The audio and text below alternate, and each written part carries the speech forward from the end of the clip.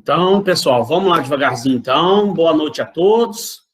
Vou contar um pouco com a compreensão de todos, pessoal, porque hoje eu comi alguma coisa que não me fez bem, não. Vim para casa passando mal. Não estou muito legal, não. Estou aqui mesmo fazendo esforço para a gente poder cumprir a nossa aula aí, tá? Mas vai dar tudo certinho, se Deus quiser. Amanhã eu já estou bom. Então, pessoal, olha só. Semana passada eu falei que eu ia encerrar esse assunto aqui sobre recrutamento e seleção, para a gente entrar hoje no treinamento e desenvolvimento, né? Então, o que a gente estava vendo na semana passada sobre recrutamento e seleção? A gente estava nessas perguntas aqui, ó, né? Então, só voltar lá no início, lá, para vocês verem, ó. A gente falou essas primeiras perguntas aqui. Aí, gente, só relembrando, recapitulando, né? Que eu deixei claro para vocês que essas aqui não são as únicas perguntas que são feitas em processo seletivo. Se eu fosse relacionar todas as perguntas possíveis que podem ser feitas no processo seletivo, a gente ia ficar aqui 3 dias, 4 dias falando sobre as possíveis perguntas. Eu peguei algumas principais, né? Algumas que são as mais utilizadas. E aí, o que eu falei na semana passada para vocês?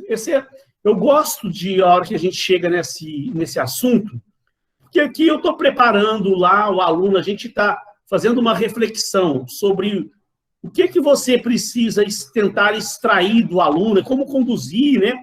Você faz uma pergunta que o aluno ele vai para uma resposta que não era exatamente a que você queria, você tem que tentar contornar e voltar o aluno para a pergunta lá, para tentar fazer com que ele responda o que você realmente precisaria de ouvir. E aí você tem que ter uma habilidadezinha para conduzir. Como eu falei aqui em algumas perguntas, muitos entrevistados começam a levar o assunto para o lado pessoal. E aqui a gente está falando um pouco mais da vida profissional do aluno e tal. Então, se ele começa a te dar uma resposta falando muita coisa sobre a vida pessoal dele, você pode tentar conduzi-lo, né? Fazendo ele entender que você está falando do lado profissional. Então, você fala, olha só, não, muito bacana, isso que você falou aí sobre a sua família e tal, eu acho muito interessante, parabéns para você, sua forma de enxergar as coisas está certa e tal. Agora, eu queria também ouvir um pouco do seu lado profissional, queria que você falasse mais para mim sobre o lado profissional e tal. Então, você tem que ter essa habilidade de ir conduzindo o entrevistado ali, na situação. Então, e aí eu falei, essas perguntas não são as únicas, não, são algumas aí que a gente vê mais, são mais comuns. E cabe a você, né, dependendo do tipo de entrevista que você for fazer, você analisar você pode montar um roteirinho aí para servir de guia para você. Eu falei também na aula passada que essas entrevistas, né, elas podem ser estruturadas ou não estruturadas, né? Quando a gente está começando a vida, eu aconselho que você estruture o que você vai perguntar para o entrevistado, né? Para você, né, não se perder ali. Você está começando a sua carreira profissional, tal, todo mundo um dia começa a vida, de alguma forma, né? Ninguém já nasce já sabendo tudo lá, você já nasce já sabendo tudo de recrutamento e seleção, tudo de entrevista de emprego. A gente estuda a teoria aqui, mas na hora que você vai para a prática, você entra numa empresa, vai ocupar o cargo e você vai fazer entrevista de emprego, você mesmo fica um pouco nervosa. Acontece, até que você... Então, é muito bom que você tenha um roteirinho ali para você se guiar, até que você vai adquirindo experiência, e aí você vai se desenvolvendo, adquirindo experiência, vai vendo a melhor forma de você entrevistar a pessoa. E quando passa-se anos aí que você está fazendo essa função lá, entrevistando pessoas, aí você, de repente, percebe que não tem necessidade mais de você ficar estruturando, fazendo um roteiro para você fazer uma entrevista com um candidato. Você já sabe de cabeça o que você vai perguntar para ele, aonde você vai, para que caminho você vai seguir e tal. Então, gente, ó, eu tinha falado aqui na aula passada até essa questão dos pontos fortes, pontos fracos, a gente falou bastante sobre isso. Aí deixa eu ver aqui se essas duas últimas aqui, se eu cheguei a tocar no assunto, mas eu vou relembrar a pergunta 10 aí, ó, Que tipo de decisão são mais difíceis para você? Eu não sei se eu já tinha falado sobre ela na semana passada, eu acho que eu ia pegar mais ou menos a partir daí, mas se eu já tiver falado, vamos repetir rapidamente aqui. Eu, no meu caso, por exemplo, o tipo de decisão é como está falando aí, ó, coisas ligadas ao ser humano, né? Eu respondo por esse lado. Se eu estiver numa entrevista de emprego e alguém me perguntar que tipo de decisão é mais difícil para você na sua carreira, Eduardo? Olha, eu já tive uma equipe de trabalho, eu sou gerente comercial, estou lá formando a minha equipe na nova empresa que eu trabalho, e para mim o mais difícil que eu já passei, eu acho que é você desligar um funcionário, eu acho, sabe, mas eu vim me desenvolvendo nisso também, porque ao longo da minha carreira, os primeiros desligamentos foram mais difíceis, depois a gente vai arrumando um jeito de fazer a coisa de uma forma melhor. Mas é porque, às vezes, é difícil por causa do lado humano, né? Você, às vezes, está desligando uma pessoa ali que você sabe que ela precisa daquele emprego, é uma mãe de família, um pai de família, que não dói na gente, mas, como eu falei lá na aula passada, a gente, nesses momentos de entrevista, de qualquer coisa na vida, a gente precisa ser neutro. Não pode deixar se levar. Se o funcionário não está rendendo lá, o que você vai fazer? Tem que desligar. Cabe a você fazer isso, então não tem outro jeito. Você precisa se preparar para isso. Mais cedo ou mais tarde, você vai ter o desafio de desligar alguém da sua equipe aí, ou da empresa lá. O seu chefe te chama lá, fala, fulano, você, por favor, chama o fulano lá e comunica para ele que nós estamos desligando. E cabe a você essa missão difícil. Né? A pergunta 11. Na prática, o que esses estudos contribuíram para a sua formação? Cite contribuições e mudanças ocorridas, conhecimentos técnicos para o seu crescimento profissional, pessoal, no relacionamento com as pessoas. Como eu estava falando aqui, a gente aqui é bom essa matéria, que a gente está preparando você para você se desenvolver mais na parte de entrevistar um candidato, mas é muito bom também porque você, em algum momento também, vai precisar arrumar o seu emprego. Eu sei que tem alunos aí que já estão empregados, e até vejo que tem alunos aí que estão muito bem empregados, mas também eu vejo muitos alunos aí que estão batalhando, né? Tem alunos aí direto me mandando currículos para ver, para me ajudar a melhorar o currículo dela, que ela está procurando emprego. Então, ela vai passar por entrevista de emprego. Para que você chegue no ponto lá na frente, para poder exercer sua profissão e você fazer entrevista com os candidatos, primeiro você tem que arrumar um emprego, não é? Então, é bom que você aprende também a como driblar aí como sair dessas perguntas aí, caso seja feita alguma delas para vocês, né? Pode não ser feita exatamente essas perguntas, mas perguntas parecidas. E aqui nós vamos te dar uma base para você entender realmente o que você precisa falar. Deixa eu só confirmar se está gravando ali. Eu fiquei traumatizado aquele dia que eu não pus a aula para gravar. Me deu trauma, nossa senhora. Vamos lá. E aí, gente, olha só, o que eu falo, sabe, muito assim, ó, que eu acho que você pode ir por esse caminho numa pergunta dessa aqui, ó. O que esses cursos contribuíram para a sua formação?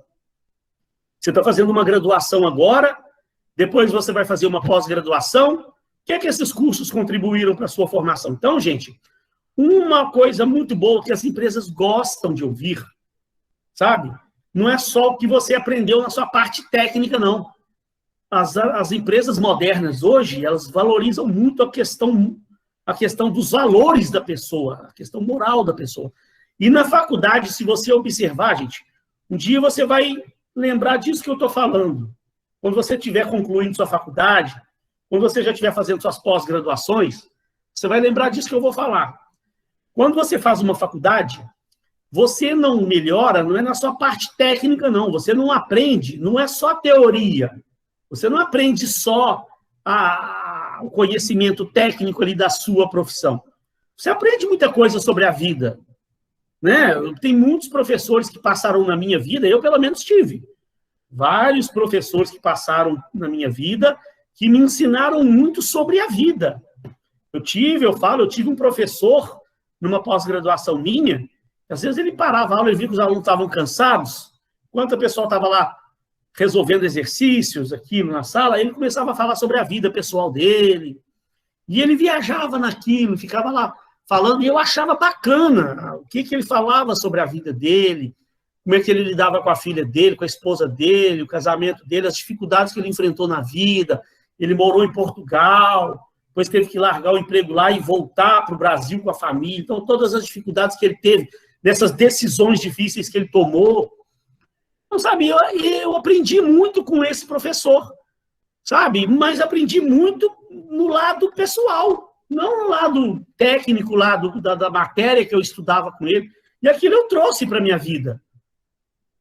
Eu via ele falar certas coisas lá sobre a família dele, e falava, gente, esse cara tá certo. Eu também vou ser assim com a minha família. O cara é muito inteligente, tá muito certo. E depois eu vi que eu realmente, eu apliquei aquilo na minha vida, e eu vi que eu fiz a coisa certa ao seguir aqui os conselhos dele. Então, o que esses cursos contribuíram para a minha vida? Além da parte técnica, né, do que eu aprendi, do meu conhecimento técnico-científico, eu aprendi muito sobre a vida, sobre valores. Trouxe muita coisa disso para a minha vida, como lidar com os desafios da vida. Quando você fala coisas por esse lado aí, o recrutador gosta de ouvir esse tipo de coisa. Ver que você é uma pessoa que se preocupa com valores, né? Que você é uma pessoa que se preocupa com o ser humano, com a sua família, com o seu próximo. Que você desenvolveu certos conceitos, certos valores na sua vida. Então, é muito legal. Por fim, essas últimas perguntas aqui também que eu acho importantes. Ó. O que você faz no seu tempo livre? Você tem algum hobby? Gente, tome cuidado. Quando você está fazendo entrevista para arrumar seu emprego, tome cuidado com algumas pegadinhas que eu já vi. Tem empresas que, às vezes, elas ficam especulando do candidato. O que ele faz na hora de folga? Quais são os hobbies dele? O que ele costuma fazer fora da empresa? Para ver, sabe o quê? O nível de comprometimento que aquele profissional vai ter com a empresa. Porque tem candidato que se empolga na hora que o entrevistador fala: o que você faz nas suas horas de folga? O que você faz no seu tempo livre? Quais os hobbies que você tem? É bom, cara, né? É bom você citar algum hobby, né? Igual eu, por exemplo, eu sou músico. Eu gosto, nos meus finais de semana, eu gosto, entre a leitura de um livro ou outro, entre alguma atividade que eu levo para fazer em casa, eu gosto de mexer com o meu home studio que eu tenho lá, de gravar alguma coisa, para desaparecer, eu gosto de ir a um shopping, a um cinema e tal. Mas eu procuro realmente ocupar a minha vida realmente com conhecimento, com minhas coisas profissionais. Eu gosto muito de estudar, eu gosto muito de ler livro. Então, olha para você ver que bacana. Eu falei dos hobbies que eu tenho, mas eu também mostrei para o cara que eu sou um cara comprometido com leitura, com conhecimento, com meus afazeres, que eu trago o trabalho para casa no final de semana. Sabe por quê? Tem gente que, a hora que o cara pergunta isso, quais são os seus hobbies? Não, meu filho, aí o cara se perde. Ah, meu filho, eu estudo teatro, estou fazendo agora um curso de teatro, e eu também estou fazendo um curso de dança, eu quero ser dançarino, eu quero fazer isso, eu adoro teatro, eu adoro... Aí o cara fica meia hora falando dos cursos todos que ele está fazendo, dos hobbies, das outras coisas todas que ele tem, e aí para o entrevistador, o que isso indica? Que esse camarada daqui a pouco ele está largando o emprego aqui para se dedicar, porque ele está fazendo curso de teatro, está fazendo curso de dança, curso de música, curso de tudo quanto há. E ele falou ali ficou meia hora falando sobre as atividades que ele faz, que não tem nada a ver com a nossa empresa. Então, o cara, de repente, quer testar o nível de comprometimento dessa pessoa com a própria empresa. Aí o cara vai pensar, não sei se eu devo contratar esse sujeito, não. O cara ele tem coisa demais na vida.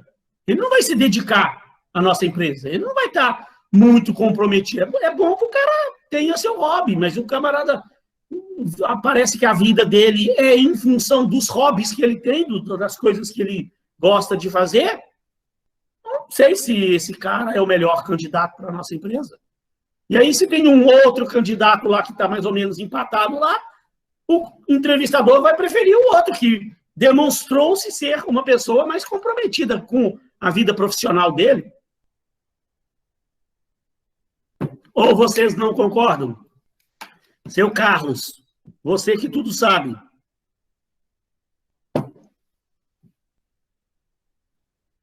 Hein, a dona Boa noite. Rose? Boa noite. Boa noite. Eu gosto até de perguntar ao candidato qual é o hobby dele, que a gente consegue sempre extrair alguma história por trás, né? Ultimamente, eu venho abordando esse tipo de entrevista, procurando saber o histórico de vida do cara, né? Até para a gente poder dar uma oportunidade. Nós tivemos até um caso de uma estagiária lá de marketing, nossa, que ela no primeiro momento não passou no processo seletivo, mas nós gostamos. Foi feito eu e o dono da empresa, né? Nós fizemos a entrevista com ela e disponibilizou um curso para ela que após 30 dias, se ela tivesse feito o curso, ia dar oportunidade para ela poder trabalhar com a gente. A menina se dedicou, né? E atualmente é estagiária que está indo bem, né? Então a empresa tem sim tem que cobrar a performance do colaborador, mas também tem um papel social, né? Sim. Lógico que não é um cabide de emprego, mas a gente tem que ter uma visão também humanística como recrutador, de saber que a gente vive num país que a realidade não são iguais, né? Cada um tem uma realidade. Então cabe a gente ajudar a desenvolver. Ótimo. É isso aí. Obrigado aí pelo complemento aí. Tem uma outra aluna aí também, cadê? Que também sabe muito de entrevista também. Quem que é? É a Rose? Quem que é? Que nas aulas anteriores também falou bastante coisa. Letícia? Acho que foi a Joana, professor. Joana, a Joana também. Joana, ela não está hoje aqui, não. Hoje ela não pôde, ela até pediu para te avisar que teve um problema. Tá. Não vai poder comparecer, tá bom? Nós temos problema, igual eu também estou com o meu problema aqui hoje. Mas eu já estou melhor um pouquinho já. Mas vamos lá então, vamos lá. Ó, outras perguntas aqui. Gente, olha aqui, descreva o último livro que você leu. Meu Deus do céu. Sabe, a gente precisa desenvolver o hábito de leitura, pessoal. Eu sei que quando a gente está começando uma faculdade, eu mesmo reconheço. Quando eu comecei minha faculdade lá no passado, gente, eu não gostava de ler de jeito nenhum. Sabe, eu não sei se vocês tiveram o mesmo trauma que eu tive. Eu não sei como é que foi o ensino fundamental de vocês. Mas lá no interior de Minas, na minha época, quando a gente estava na quinta série, sexta série, meu Deus do céu, as professoras mandavam a gente ler cada livro chato. Nossa, que eu nem me lembro, nem fiz questão de gravar aqueles livros.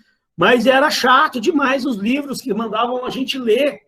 E aquilo parece que traumatizava o aluno. Eu vejo os meus amigos, depois todo mundo falava que ninguém gostava de ler. Parece um trauma daqueles livros ruins que a gente lia quando estava na quinta série, sexta série. E, na verdade, gente, leitura é muito bom. E depois, quando eu entrei para a faculdade, eu não gostava de ler, não. Sabe? Nossa senhora, eu tinha uma preguiça de ler. E só que o nosso cérebro, gente, da mesma forma que ele às vezes traumatiza com uma certa coisa, nosso cérebro tem a capacidade de aprender também. Nosso cérebro é danado. Mesma forma, quando aquela pessoa que vai sempre na academia, todo dia lá na academia, o organismo dela costuma fazer academia. O dia que ela não vai na academia, parece que está faltando alguma coisa na vida dela. A leitura também, eu percebi comigo a mesma coisa, porque quando eu fui para a faculdade, aí, durante a faculdade, aí eu comecei a estudar umas matérias interessantes, né? Eu comecei a estudar marketing, aí comecei a gostar de marketing, sabe? Achar aquilo interessante. Aí peguei uns livros de marketing bons, pedi para o professor me indicar, aí peguei aqueles livros do Kotler, comecei a ler, e aí é uma leitura que é agradável para a gente estudando ali, aprendendo um conhecimento bacana para aplicar na vida profissional. Comecei a ler coisas de recursos humanos, comecei a achar interessante os assuntos de recursos humanos, a gente aí começa a ler coisas agradáveis, e aí o nosso cérebro parece que ele vai se habituando e vai tomando gosto.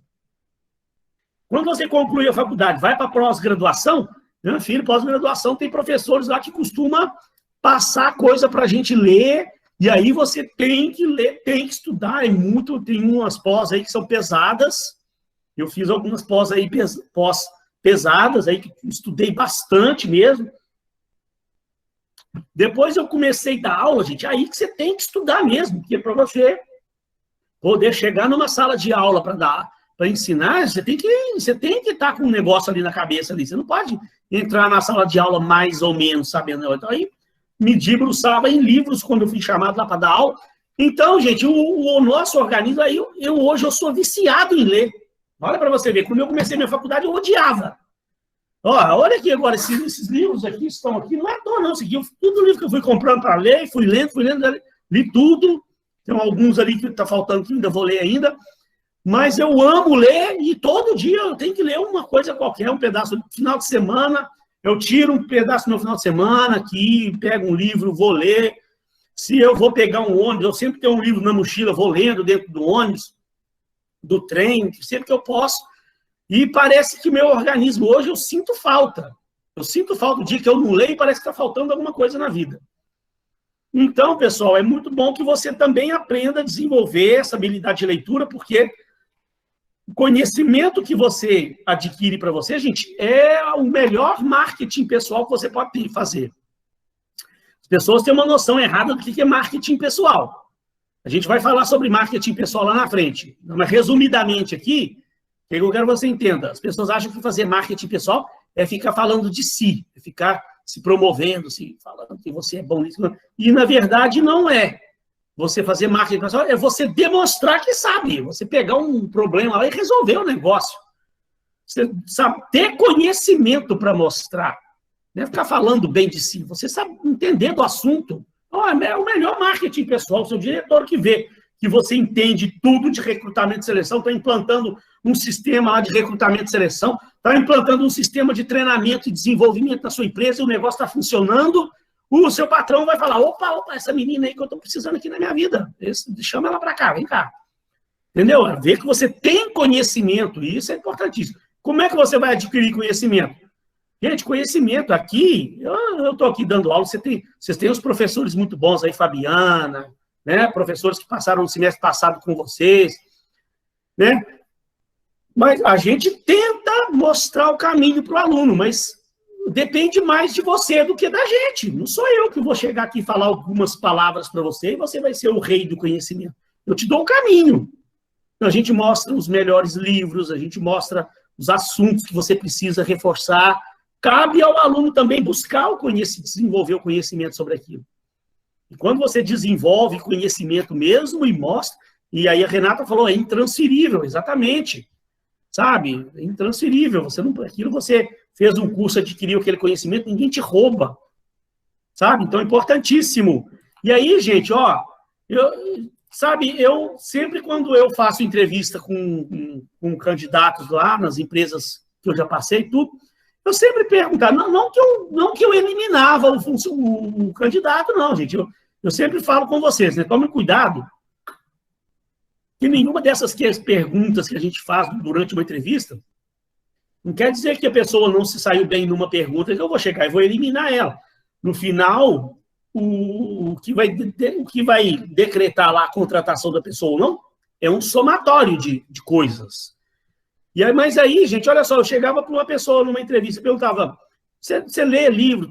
Você poderia me citar algum livro que você leu recentemente? Aí a pessoa você percebe que a pessoa nunca leu um livro na vida dela.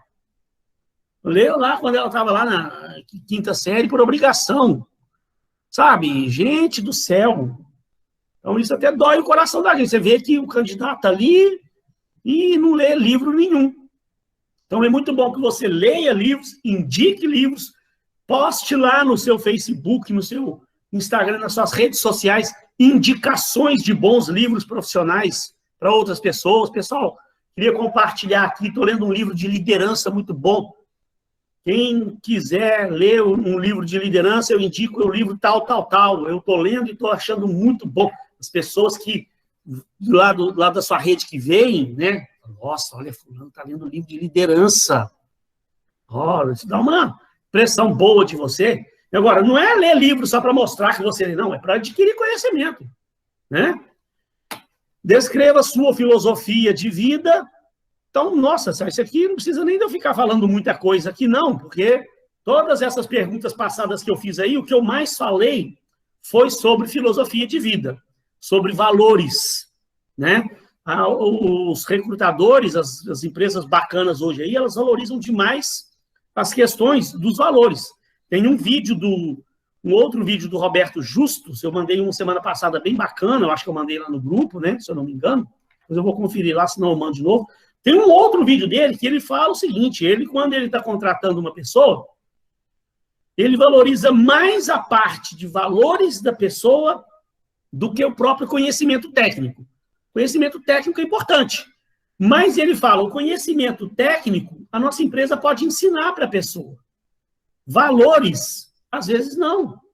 Sabe, a pessoa que ela não tem um bom caráter, a nossa empresa não vai mudar o caráter da pessoa. A gente não vai ensinar valores para a pessoa, não vai ensinar o cara a ser bom caráter, se ele demonstrar que... Então, quando está entrevistando lá na empresa dele, e quando ele tem pessoas entrevistando candidatos, ele pede para os entrevistadores, gente, foquem mais na questão da filosofia de vida da pessoa, dos valores da pessoa. Eu prefiro aqui um candidato que tenha bons valores, a honestidade, a transparência, a ética, que isso nós não vamos ensinar, não tem como, porque a parte técnica, se o cara não sabe tanto de Excel, a gente tem como ensinar Excel para o cara. Né? Agora, ninguém vai ensinar um cara a ser transparente. Parece que a gente traz do berço da gente, né? Nossos pais ensinam bons valores para a gente e a gente vem crescendo dentro daqueles valores lá e carrega para a vida da gente. E, infelizmente, depois que a pessoa desenvolveu hábitos ruins, é difícil ela mudar aquilo. Às vezes pode mudar, né? Mas é mais difícil. Se você não precisasse de dinheiro, o que você estaria fazendo? Gente do céu. Uma vez eu perguntei numa entrevista minha, né? Rose falou inteligência emocional, muito bom livro. Uma vez eu perguntei para uma pessoa numa entrevista de emprego que eu estava fazendo lá. Se você, né, não precisasse mais trabalhar, ganhasse uma loteria aí qualquer, não precisasse mais trabalhar, o que você faria da sua vida? Ah, eu ia para uma ilha deserta. Ficar lá na ilha deserta, só aproveitando a vida, meu filho. Ah, comer camarão, e fazer churrasco, e beber água de coco, e beber chopp, não sei o quê, papapá, bababá, bababá. Sabe, que decepção para a gente, né? Eu ouvi isso de um candidato numa entrevista de emprego. Porque se me perguntar o que eu faria da minha vida se eu não precisasse mais trabalhar, o dia que eu não precisar mais trabalhar, gente, aí é que eu vou trabalhar mesmo na minha vida. Mas eu vou trabalhar com as coisas que eu amo, sabe o quê? Eu vou criar uma instituição de ajuda ao próximo.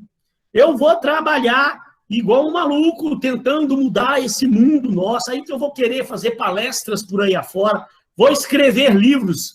Se um dia eu não precisar mais de dinheiro, não precisar mais trabalhar, vou ficar uma parte boa do meu dia aqui em casa escrevendo livros, passando o conhecimento. Vou estudar ainda mais para adquirir mais conhecimento, para compartilhar conhecimento com as pessoas e tentar fazer a minha parte na construção de um mundo melhor. Vou aproveitar a vida também, mas não é só ficar na ilha deserta o resto da minha vida comendo camarão, não, gente. Ué. Então, tomem cuidado, né, com essas perguntas. Se você estiver se candidatando a uma vaga, quando a pessoa faz determinadas perguntas, sempre procure ir para esse lado que eu falei aqui o tempo todo de valores, de coisas boas sobre a nossa vida, de ajudar a reconstruir o mundo, de ajudar o nosso próximo, de desenvolver instituições de ajuda a pessoas carentes, ao próximo seu, que é o que realmente as pessoas querem ouvir de você. Para ir para a partezinha final, então, depois eu entro no assunto de treinamento e desenvolvimento.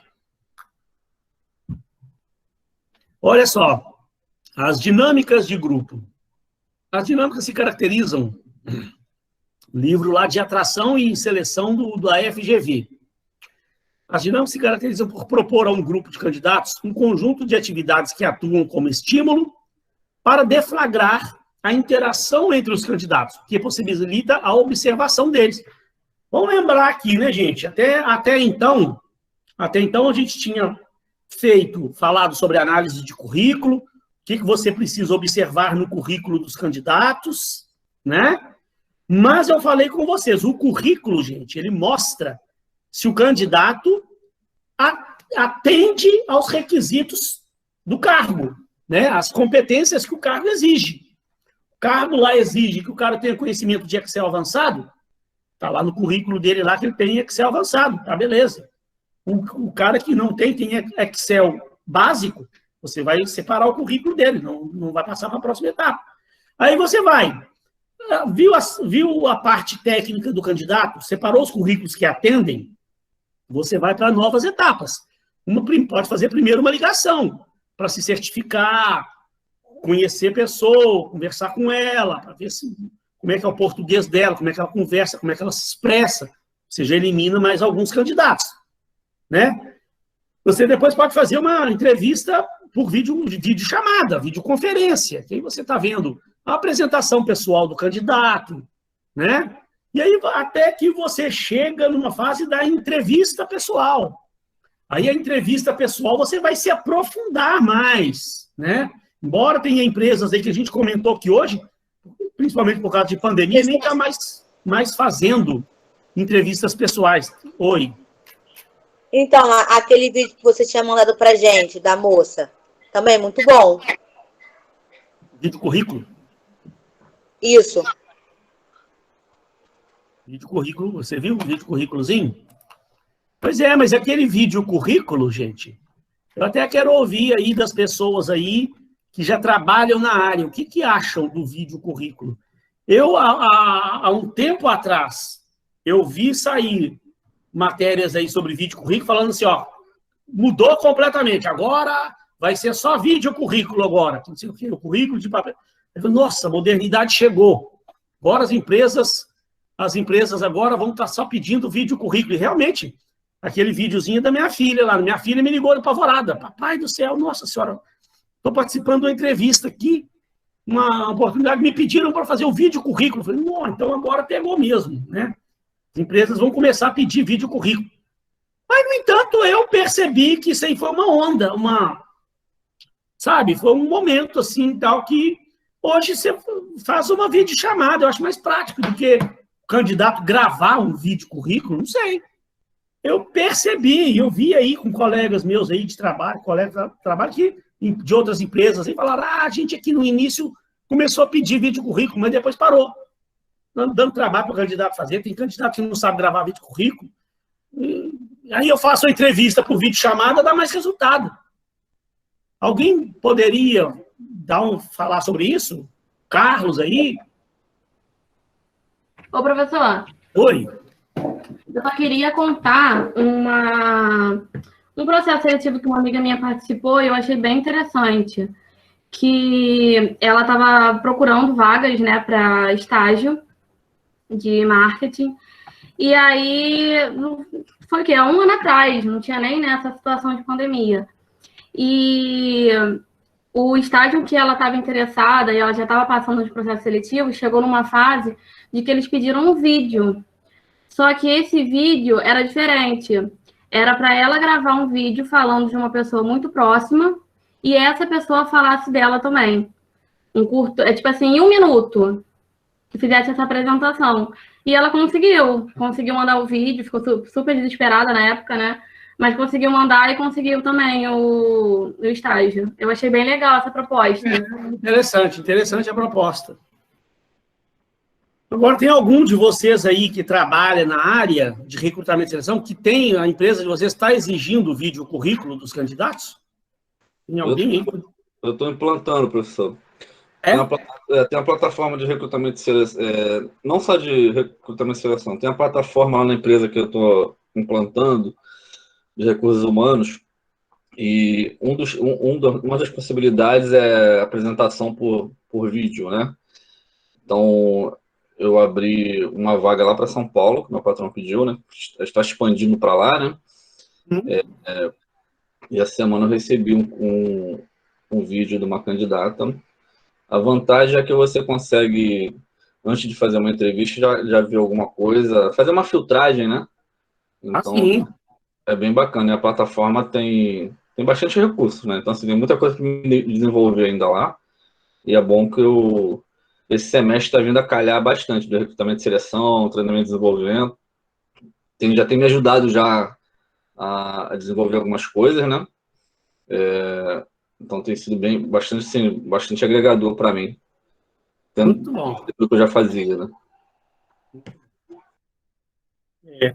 Mas depois eu vou dar mais uma pesquisada até para saber, mas eu tenho visto pouca gente pedir vídeo currículo por aí afora. Não virou essa febre que eu achei que fosse virar, não, porque a impressão que eu tive é que as empresas também perceberam a dificuldade que certas pessoas têm para fazer o próprio vídeo, né? No caso lá do Carlos, parece que o vídeo é gravado em tempo real, né, Carlos? Estão perguntando aí. Isso, eu vi que eu ia responder a Rose agora. O candidato, ele grava no YouTube, ele na próprio cadastro lá da vaga, na plataforma, ele põe o link, né? Ou ele põe no Google Drive. Essa candidata, que foi no caso, foi o Google Drive, mas eu tive um caso de um candidato, estagiário, que mandou direto o link do YouTube. Ele gravou e fez a gravação lá. É bem legal. Geralmente é 1, 2 minutos de gravação, no máximo 3, né? A pessoa fala um pouco do histórico dela, se apresenta, né? É aquela pergunta básica que a gente fala um pouco de você, né? Então a pessoa já se apresenta no vídeo e fala um pouco dela, né? Muito bom.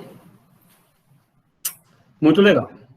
Então vamos lá, onde que eu estava aqui? Ó, gente, eu estava falando, aí você vai peneirando a coisa, e aí você faz uma entrevista mais aprofundada, você conhece mais coisas sobre o candidato, né? Vê realmente aqueles candidatos que têm realmente o perfil para a vaga que você tem lá, mas você não, em momento algum aqui, testou como o comportamento desse candidato. O que a dinâmica de grupo ela é usada porque permite a você fazer outros tipos de observações que na entrevista por videochamada você não conseguiu observar e nem na entrevista pessoal você conseguiu observar. É a pessoa trabalhando em grupo, né? Que aí você vai dar uma atividade para a pessoa, você vai ver, você vai poder testar e observar a habilidade interpessoal dessa pessoa, como é que ela trabalha em equipe, a questão da liderança, quais daqueles candidatos ali realmente têm um espírito de liderança, que no próprio trabalho ali ele já começa a assumir o papel de líder do grupo ali, assumindo os trabalhos ali. Então, você começa a identificar uma série de coisas, né?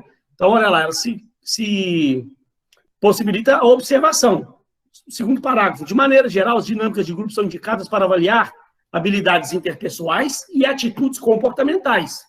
É imprescindível que as tarefas propostas ao grupo sejam efetivamente capazes de expressar as competências que se pretende observar. Também é preciso criar condições que favoreçam a objetividade da observação.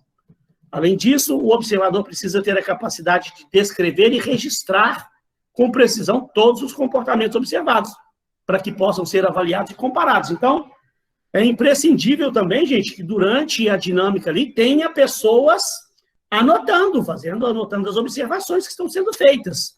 Porque depois ali você vai dispensar o pessoal e o RH vai se reunir ali, de repente, com o gestor da área para poder avaliar o que foi observado e comparar um candidato com o outro. E não confie no seu cérebro, não, tá, gente? Não fica confiando na sua memória, não, porque depois aquilo passa 5, 10 minutos ali, confunde na sua cabeça o que você tinha observado durante as dinâmicas de cada candidato. É muito bom e aconselhável que você anote, né? Então, vamos lá, devagarzinho, a gente vai parando, vai lendo, vai parando e dando exemplo. Como evitar que uma dinâmica de grupo não se transforme numa encenação na qual os candidatos se comportam segundo um padrão que eles imaginam que seja aquele desejado pela empresa? Então, gente, olha só, a gente aqui vai ver alguns aspectos que precisam ser observados para você aplicar uma dinâmica de grupo. Sabe por quê? Muitas vezes, o candidato, a grande maioria das vezes, e lembre você mesmo quando você foi participar de uma entrevista de emprego, quando você foi participar de uma dinâmica de grupo como candidato. O candidato vai meio que preparado para fazer um teatrinho ali, né? que o candidato mais ou menos sabe o tipo de comportamento que a empresa quer que ele tenha, né? Ele vai mais ou menos preparado. Então, a gente precisa também tentar arrumar mecanismos para tentar driblar esse efeito aí, do candidato vir preparado para meio que fazer uma encenação, e ali durante a entrevista ele te encantar, durante a dinâmica ele te encantar, depois na realidade não era bem daquele jeito. Então, olha lá, para favorecer a integração, as dinâmicas devem ser iniciadas com uma atividade de apresentação, integração, que vise o aquecimento. Ou também, gente, o problema da pessoa chegar muito nervosa. Aquela mesma história. A pessoa chega nervosa na entrevista, e depois também, na dinâmica, a pessoa chega nervosa e não consegue mostrar quem realmente ela é. Então, tem esses dois fatores, né? Da pessoa chegar nervosa ou vir preparada para fazer um teatrinho ali. Então, é muito bom que você faça um aquecimento, né? Um grupo aquecido reproduz resultados significativos. Nessa etapa inicial de aquecimento, a atitude do selecionador é crucial para o sucesso do trabalho, derrubando barreiras, descontraindo, né? Deixando todo mundo ali à vontade, transmitindo segurança, conduzindo a trama de forma profissional, imparcial, séria e envolvente, que todos ali se envolvam realmente e mostrem quem realmente eles são. E aí, gente, olha só alguns aspectos técnicos que a gente precisa observar no momento em que você for aplicar uma dinâmica de grupo, de uma entrevista de emprego. Olha lá, em primeiro lugar, o tamanho do grupo. Isso, gente, é um recomendado, tá? Às vezes você fala, professor, mas uma vez na minha empresa lá, eles fizeram uma dinâmica lá e botaram 30 pessoas lá para fazer. Tudo bem, sua empresa não quer dizer que é proibido. Agora, imagina você fazer uma dinâmica com 30 pessoas, você não vai conseguir observar essas 30 pessoas atuando, não. Vai ficar muito difícil você anotar e observar esse monte de gente ao mesmo tempo, fazendo a dinâmica todo mundo junto. Então, o ideal, com um grupo muito pequeno também, não dá. O ideal é que você forme grupos, né? Por exemplo, um tamanho bom, 12 pessoas. Aí você pode fazer 3 grupos de 4 candidatos. Passa uma dinâmica para os 3 grupos, fazer meio que tipo uma competição ali, né? Então, o ideal ali, ó, de 8, no máximo 16 participantes, tá? Um número reduzido pode empobrecer a diversidade da interação, e um número muito elevado pode prejudicar a capacidade de observação. Então, o recomendável, tá? Não quer dizer que se você fizer com 20 pessoas, vai dar tudo errado? Não. Pode dar certo, pode dar um bom resultado também. Mas isso aqui é um recomendável. Número de observadores. Quantas pessoas vão estar observando e anotando, né? Recomenda-se 2 assistentes ali de RH para fazer anotações. Recomenda-se, no mínimo, 2 observadores. Um único observador terá pouca probabilidade de observar e registrar adequadamente o comportamento de 16 candidatos. Além disso, um segundo observador significa mais a possibilidade de confrontar observações e verificar sua precisão. Então, se você tem uma única pessoa com a missão de observar e anotar, pode ser que ela não consiga anotar determinados comportamentos que passaram por ela despercebidos. Se você tem 2 ou mais, a probabilidade de você conseguir anotar tudo que deveria ter sido anotado aumenta significativamente. E outra que depois, se 2 ou mais pessoas estão anotando, você pode confrontar o que uma anotou com o que outra. De repente, uma deixou de anotar certa coisa, mas a outra não deixou passar despercebido o comportamento de uma pessoa, tá? No mínimo 2 pessoas. Envolva o requisitante da vaga, gente. Nessa reta final, né? Aqui nós estamos falando do quê? Você recebeu centenas de currículos, veio fazendo o processo, veio fazendo a triagem. Aí você, durante esses processos de triagem, é a função do RH fazer isso aí. Chegou na reta final, vamos supor, né, num exemplo, que você, do RH, conseguiu selecionar 12 candidatos para a fase final. Aí sim, chama o recrutador, o requisitante da vaga, ou seja, vamos supor que você esteja recrutando 2 pessoas, 2 assistentes financeiros. Então, nesse momento, chama o gerente financeiro para ele participar. E ele até vai ter um poder de decisão até maior, porque é ele que vai trabalhar com aqueles 2 assistentes, né? Mas, normalmente, as decisões são tomadas em conjunto. Aí, nesse momento, gente, na reta final, o pessoal do RH já vai ter anotado tudo e mais um pouco sobre a vida de cada candidato. Já anotou coisas quando analisou o currículo da pessoa, já anotou coisas quando fez a ligação para ele, já anotou coisas quando fez uma videochamada, já anotou outras coisas quando fez a entrevista individual. Então, o RH está muito por dentro dos aspectos técnicos e comportamentais de cada candidato, né? Então, vai poder dar um embasamento ali para o requisitante da vaga, para o gerente financeiro. O gerente financeiro, nesse momento, terminou a dinâmica lá, dispensou os candidatos, vão se reunir para tomar a decisão, ele vai ouvir tudo que o RH tem para dizer de cada candidato. Aí ele teve um momento ali para observar os candidatos durante a dinâmica, mas o RH notou outras coisas que ele não observou nas entrevistas pessoais. Então, aí, normalmente, o RH vai dar o parecer para o gerente lá da área lá, e ele, mas com o embasamento do RH, vão procurar tomar a decisão em conjunto, sendo que o peso maior de decisão é do requisitante da vaga, porque ele vai trabalhar com as pessoas, mas ele vai ouvir o RH, né? Normalmente, eles conseguem chegar em um consenso, né? Durante as sessões, também, olha que interessante aqui, que está no livro da FGV, recomenda-se planejar sessões com durações entre 3 a 4 horas, para que sejam realizadas várias atividades diferentes. Isso é fundamental. Sabemos que o candidato quer causar uma boa impressão. Ele veio meio preparado, né? Assim, ele monta um personagem para desempenhar na dinâmica. Ele pode até sustentar esse personagem no início, durante algum tempo, mas não durante muito tempo.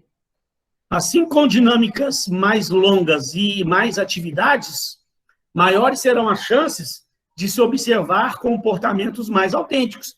Porque se você faz uma única dinâmica de grupo, aquela pessoa ela veio preparada.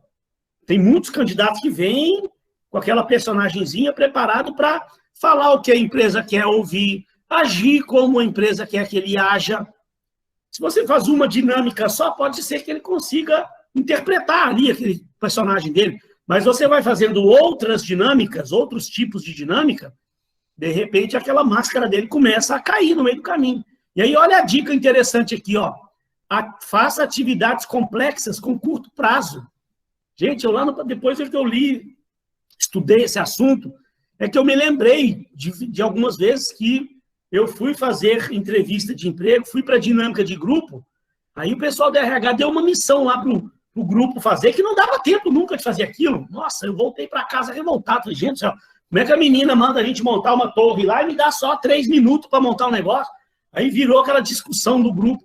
Isso é de propósito, não é? Quando você propõe uma atividade complexa, com um prazo curto, que não vai dar tempo realmente do grupo fazer, as pessoas ficam nervosas. A tensão emocional, olha lá, Cara, a tensão emocional que é criada pela pressão do prazo aumenta significativamente a expressão do estilo comportamental mais genuíno dos candidatos. E, às vezes, aí aquela máscarazinha dele, aquela personagem dele que ele veio preparado, cai. E você consegue observar realmente quem aquele candidato é. Tá? Então, é uma dica, né? Uma dica que você pode utilizar. Pessoal, finalizamos essa primeira parte. O que eu vou fazer, gente? Eu conto com a compreensão de vocês, que eu não estou assim tão legal hoje. Vou dar só um pequeno intervalo, beber mais uma aguinha ali, tomar um remedinho.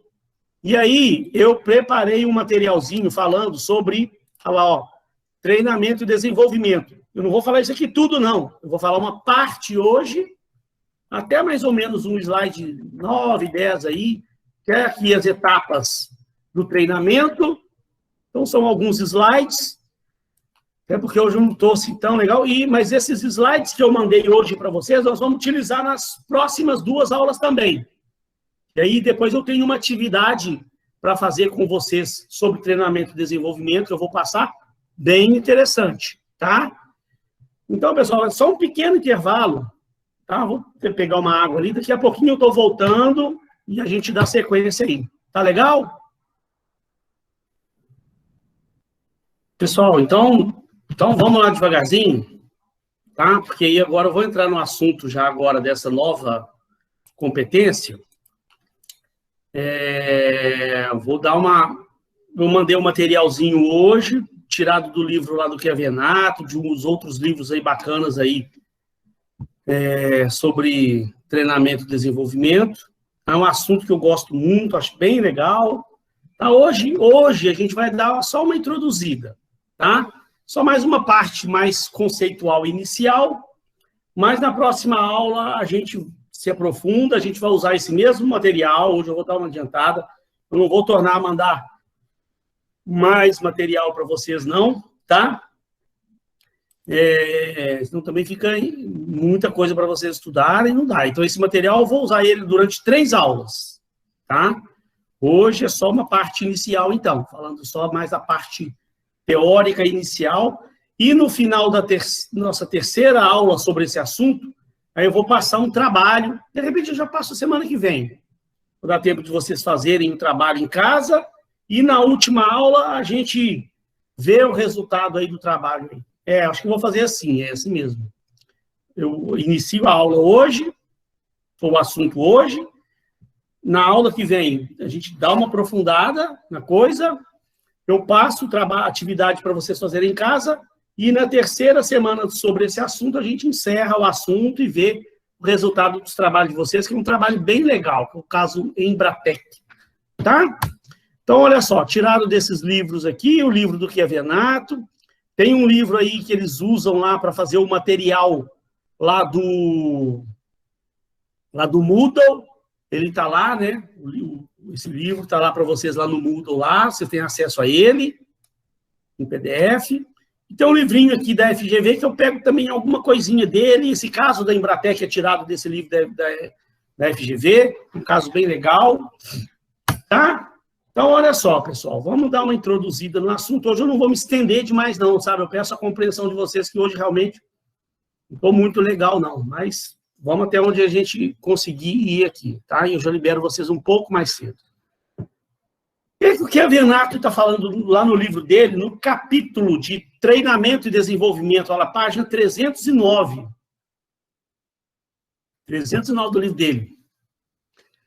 Gente, ele está falando aí exatamente coisas que eu já cansei de falar com vocês aí ao longo dessas primeiras aulas nossas aí, olha lá, sobre o capital humano, né? Olha lá, a importância das pessoas. Ele está falando assim, ó, as pessoas constituem o principal patrimônio das organizações.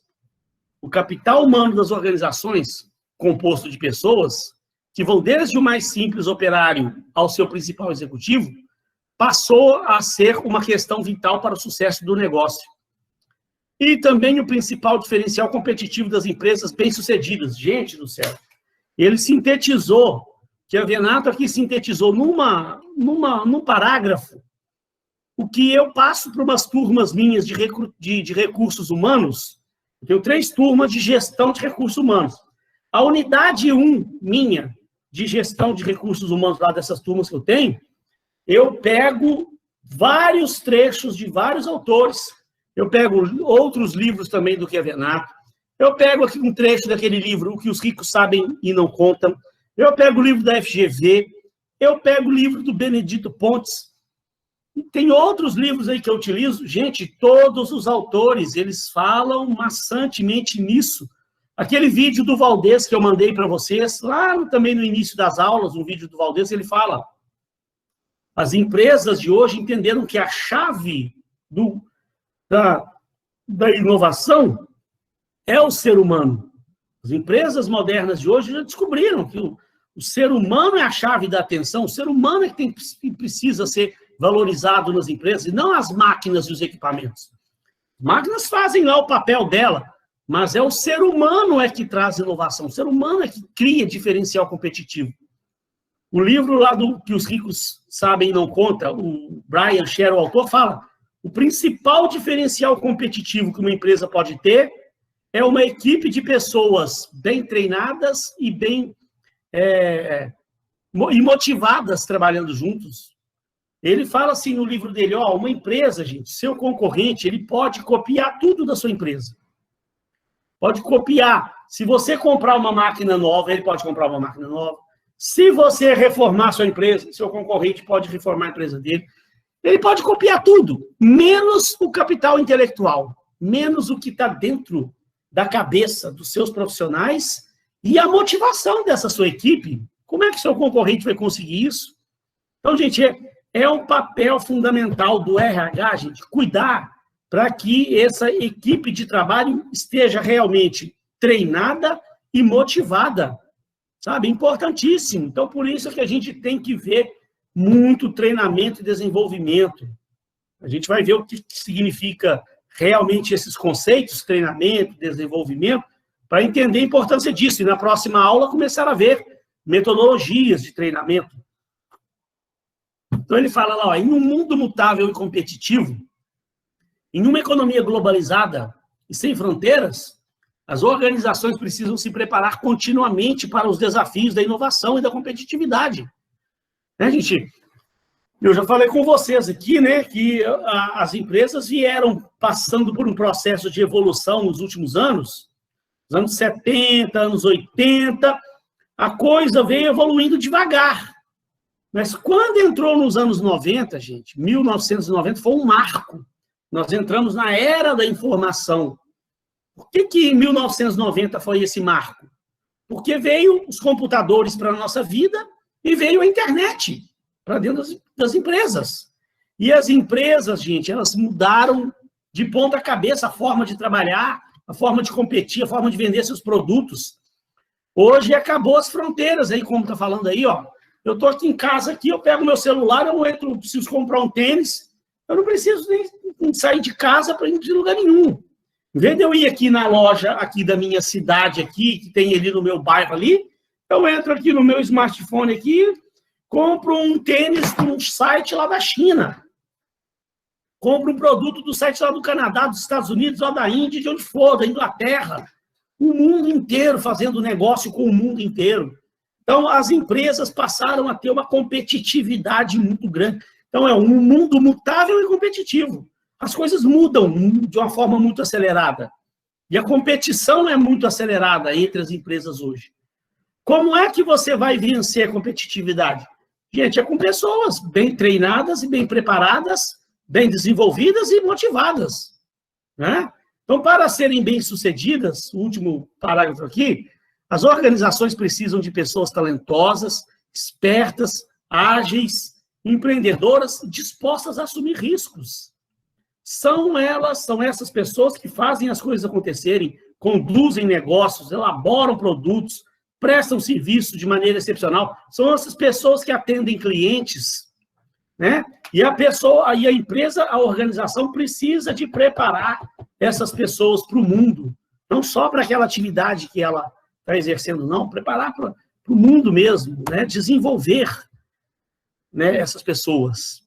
Então, para conseguir isso, é vital o intenso treinamento e a preparação das pessoas. As organizações bem-sucedidas investem pesadamente em treinamento para obter um retorno garantido. Para elas, o treinamento não é uma simples despesa, mas um precioso investimento, tanto na organização quanto nas pessoas que nela trabalham. Então, gente, as empresas modernas de hoje já entenderam que investir em treinamento, investir em capital humano, não é bem um gasto, não é uma despesa, é um investimento que a empresa está fazendo. A empresa vai ter o retorno disso, né? Eu já contei para vocês aí os absurdos que de vez em quando eu ouço no mercado de trabalho. Conversando com um empresário lá uma vez, um tempo atrás, o cara falou, eu não estou muito preocupado em ficar treinando demais funcionário, não, porque daqui a pouco o funcionário vai pedir demissão, vai trabalhar em outra empresa, e vai trabalhar na concorrente minha ainda. Eu perdi o investimento que eu fiz nele lá. Gente, mas é a mentalidade atrasada demais de uma pessoa dessa. Né? Primeiro que, se ele está perdendo profissionais, por quê? Então, ele tem que avaliar o porquê, o que está acontecendo com a empresa dele. Tem alguma coisa errada. Clima de trabalho, né? O clima organizacional não está legal, o estilo da liderança, tem alguma coisa errada, a motivação das pessoas, né? Porque o certo é a empresa contratar bons profissionais e criar mecanismos para manter esses bons profissionais. E não tem que ter medo, esse medo, depois ele vai sair daqui, vai trabalhar em outro lugar. Gente, é o natural da vida também. A empresa, mas a empresa, de certa forma, está contribuindo com a sociedade, está contribuindo com, né, criando, construindo novos seres humanos, construindo novos profissionais. Eu trabalhei com uma menina, eu conto esse exemplo, uma vez eu contratei uma menina, lá nessa empresa que eu trabalhei muitos anos, que eu sabia que ela ia ter um futuro curto lá na minha empresa. Mas eu fiz questão de contratar. Ela veio me procurar lá, me pediu um emprego, muito competente, mas ela já fazia psicologia. Ela já tinha deixado claro comigo que ela queria seguir na área de psicologia. Mas naquele momento ela precisava muito daquele emprego até para ela poder terminar a faculdade dela e tal. Eu não gosto muito de trabalhar pessoas, de contratar pessoas assim, né? Sabendo que ela vai ter uma vida curta ali. Mas a menina era tão boa, eu gostei tanto da entrevista dela, tão inteligente, tão bacana. Eu falei, gente, eu quero ajudar essa menina e ela, período que ela ficar aqui, ela vai ajudar a empresa. E ajudou, sim. Ela ficou lá uns 3 anos na empresa, sabe? O período que ela ficou lá, ela ajudou essa empresa com todo o conhecimento que ela tinha. E ela trazia coisas de psicologia também para dentro da empresa. Trouxe conhecimento, somou ao nosso trabalho lá. A nossa empresa, eu ajudei ela de todas as formas que eu podia ajudar, treinando ela, melhorando ela, conversávamos sobre tudo. Ela né, ficou o período que ela ficou lá, ela reconheceu a contribuição que a nossa empresa deu para ela. E hoje está aí, gente, é uma excelente psicóloga do mercado aí, ó. Então, olha que orgulho que isso não dá para a gente, para a empresa, né? Nós ajudamos a formar uma psicóloga bacana, uma pessoa hoje que presta um bom trabalho para a sociedade brasileira, sociedade carioca aí. E a empresa contribuiu. E ela ajudou a empresa. Foi uma troca, é uma troca. Né? E isso traz benefícios diretos para a clientela. Quando você treina pessoas, desenvolve pessoas, traz benefício para a empresa, para a clientela, para todos os stakeholders. Quem são os stakeholders? As pessoas envolvidas no processo de desenvolvimento da empresa. Todas as pessoas que fazem algum tipo de negócio com a empresa. Cliente, funcionário, fornecedores, o governo, a vigilância sanitária, os acionistas, todos são stakeholders. E quando você treina pessoas e desenvolve pessoas, todos os stakeholders saem ganhando. Tá? Mas, afinal de contas, o que vem a ser treinamento? O que vem a ser desenvolvimento?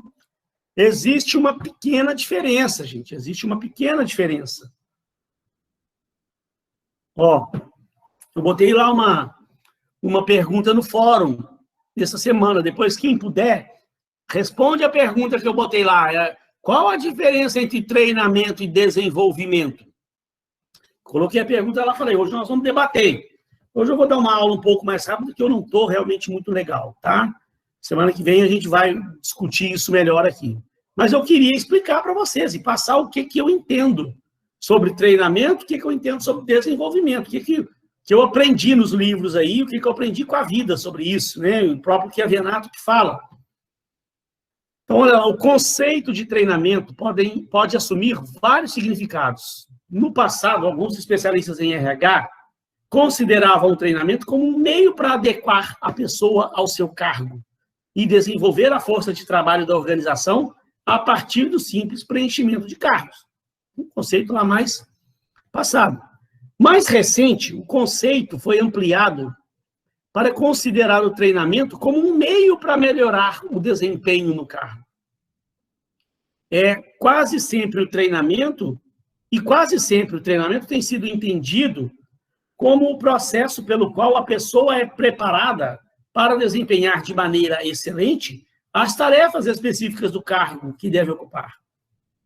Modernamente, o treinamento é considerado um meio de desenvolver competências nas pessoas para que elas se tornem mais produtivas, criativas, inovadoras, a fim de contribuir melhor para os objetivos organizacionais e se tornar cada vez mais valiosas. Então, gente, olha só, já entrando aqui na seara da diferença de treinamento e desenvolvimento. Existe uma diferencinha entre os dois. Treinamento, ele está ligado mais ao presente, ao cargo da pessoa, às competências daquela pessoa. O que a pessoa precisa desenvolver de habilidades, de conhecimentos, de competências, para que ela possa desenvolver bem aquele cargo hoje, para que ela possa realmente ter condições de ocupar aquele cargo. Então, o treinamento, ele está ligado ao presente, ele está ligado ao cargo. Ok? E olha lá, conceito de treinamento, assim, continuando. Assim, o treinamento, depois a gente vai ver o desenvolvimento. Então, assim, complementando, né, o treinamento é uma fonte de lucratividade, ao permitir que as pessoas contribuam efetivamente para os resultados do negócio. Nesses termos, o treinamento é uma maneira eficaz de agregar valor às pessoas, à organização e, consequentemente, aos clientes. Enriquece o patrimônio humano das organizações e é o responsável pela formação do capital intelectual das organizações. Muito embora essas três concepções de treinamento sejam aplicadas, a terceira certamente tem maior impacto na importância, que é enriquecer o patrimônio humano, né? Importantíssimo mesmo. E qual o foco, então, do treinamento? O treinamento pode estar focado na preparação das pessoas para o trabalho em si, em função do cargo, ou para fornecer valor agregado e resultado para a organização, em função das competências a serem criadas ou desenvolvidas. O foco da preparação para o trabalho em si está cedendo espaço para o foco nas competências. A gente tem visto muito, né, gente? As empresas hoje modernas, elas estão muito falando na gestão por competências. Vocês devem ter cansado de ouvir falar sobre isso nas disciplinas passadas de vocês. Na gestão por competência. Competência vem a ser aquele chá, né? Conhecimento, habilidade e atitude. A pessoa ter conhecimento, né? Saber aplicar aquele conhecimento e ter a boa vontade para aplicar aquilo. Tem muita gente que adquire conhecimento, mas não sabe como aplicar. Tem muita gente que adquire conhecimento, sabe aplicar, mas não tem atitude, né? Então, as empresas, elas vêm trabalhando em cima desses conceitos, e é bacana, isso, a gestão por competência, ela ajuda até no momento do treinamento. Porque hoje em dia, quando você faz a descrição dos cargos, você desenvolve a relação, a descrição das competências que a pessoa precisa para ocupar aquele cargo, aquela função dela. E aí isso facilita para você elaborar um programa de treinamento que venha realmente atender as competências que aquela pessoa precisa para ocupar aquele cargo. Sabe? Isso hoje é tão falado, porque até no momento de recrutar também, né?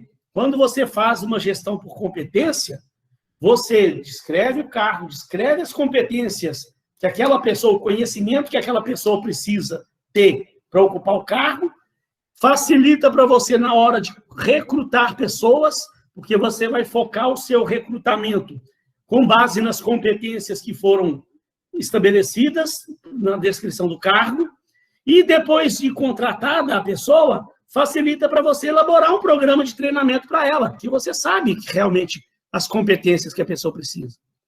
Tá? Então, além, pessoal, continuando aqui, além da preocupação com informação, habilidades, atitude, conceitos, o treinamento está fortemente inclinado a desenvolver certas competências desejadas pela organização. O treinamento por competência se baseia em um prévio mapeamento das competências essenciais necessárias ao sucesso organizacional. Gente, então, se vocês estudaram pouco sobre gestão por competência, procurem estudar isso, tá? Nesse livrinho da FGV ali, ó, esses livros da FGV, todos os livros que eu tenho aqui, ó, até o de seleção, atração e seleção de pessoas, ele tem um capítulozinho falando de gestão por competência. Ó, competências e construção de vantagens competitivas. Perfil de competências. Ó, tem capítulos inteiros do livro ali falando sobre gestão por competência. Já vi vários livros da FGV falando sobre gestão por competência. Então, procure. Se você não estudou isso muito na sua vida, procure adquirir conhecimento, porque é muito falado hoje, tá? Então, gente, enfim, para a gente poder caminhando aqui para o final, hoje eu vou encerrar um pouquinho mais cedo. Qual a diferença, então, entre treinamento e desenvolvimento? O treinamento é o núcleo de um esforço contínuo desenhado para melhorar a atividade das pessoas, melhorar a atividade, está ligada ao presente, e, consequentemente, o desempenho organizacional. Se você treinar aquela pessoa lá para ela desempenhar melhor a sua função, com certeza o desempenho organizacional será melhor. Trata-se de um dos processos de gestão de pessoas mais importantes. O treinamento é desenhado para construir talentos com conhecimento e habilidades necessárias aos seus cargos atuais e construir competências individuais.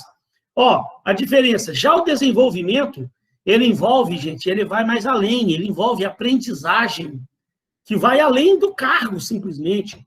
Não é só treinar a pessoa para desempenhar bem a função dela, o cargo dela, as competências dela, não. Vai além do cargo e se estende a carreira da pessoa.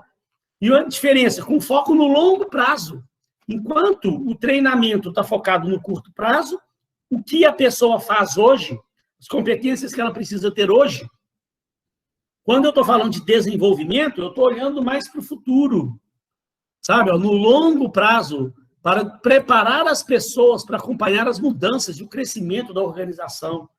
Então, gente, eu estou olhando para o futuro, as mudanças que esse mercado meu vai sofrer, para eu já começar a preparar, a desenvolver aquela pessoa para o futuro, para as mudanças futuras. Por que o mercado futuro vai precisar daquela pessoa? Então, não é só o curto prazo, não.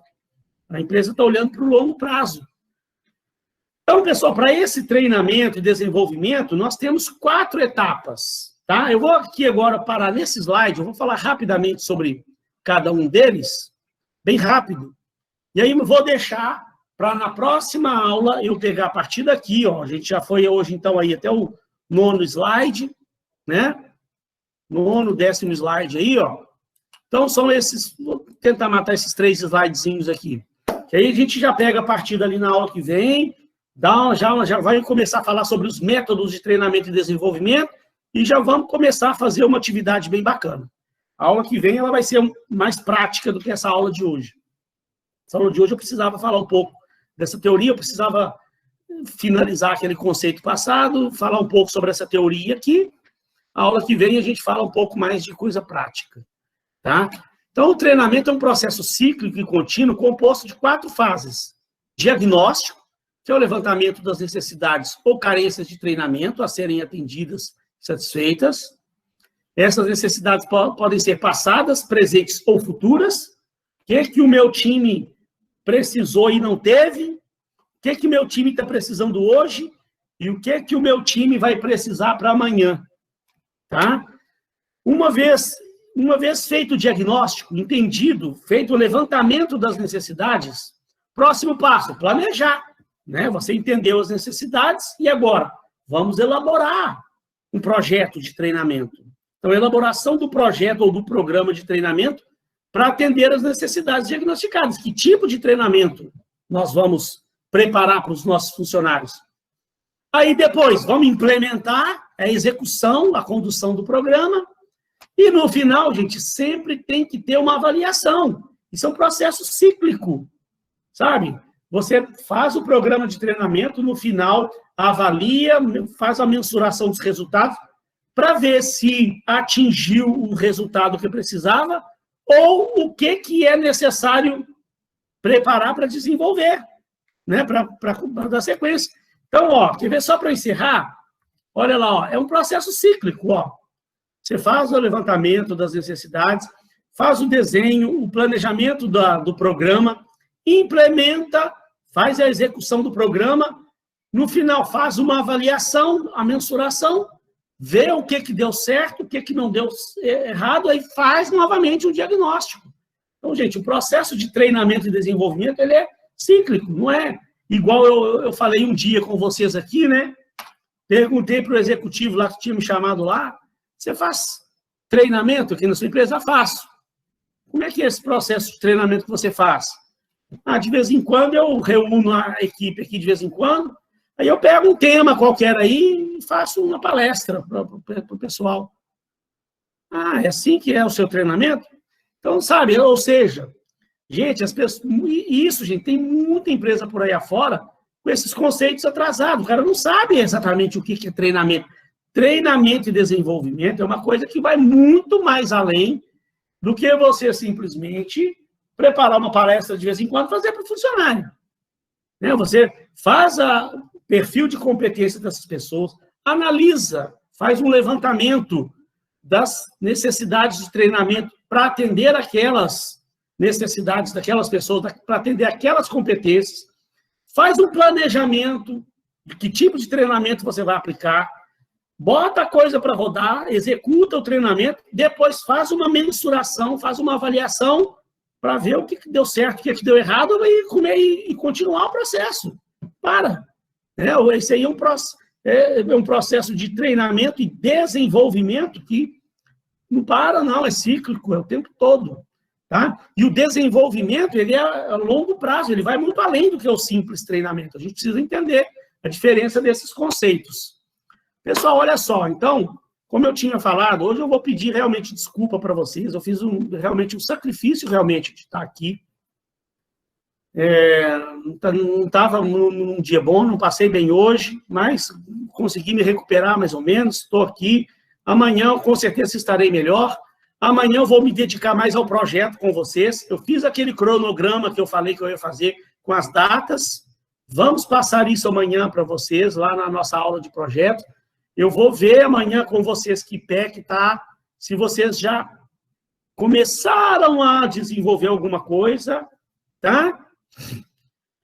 Muito obrigado aí por, o pessoal está falando aí, pode ficar tranquilo, professor, a gente entende melhoras aí, realmente, tá? Não estou num dia legal mesmo, não. Amanhã eu vou estar melhor, vou me medicar, já me mediquei, vou continuar tomando remédio, vou fazer uma sopinha ali daqui a pouco para mim.